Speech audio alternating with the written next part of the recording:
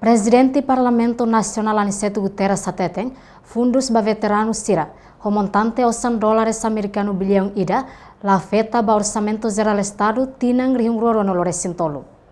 Presidente Parlamento Nacional Aniceto Longuinhos Guterres Sateteng idane ia Palácio Presidencial Nicolau Lobato bairro Pitedili, quarta-feira lorai Loronsano Lorecinghat fulan dezembro tinang a foi halau encontro com o Presidente da República José Ramos Horta.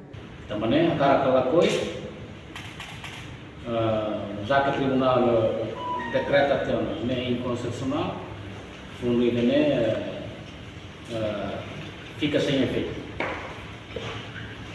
Fica sem efeito, mas a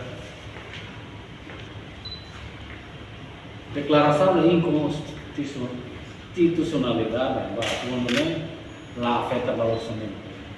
O Presidente da República, o Hindorai, que se promove o orçamento do Estado. Ou reserva o inconstitucional.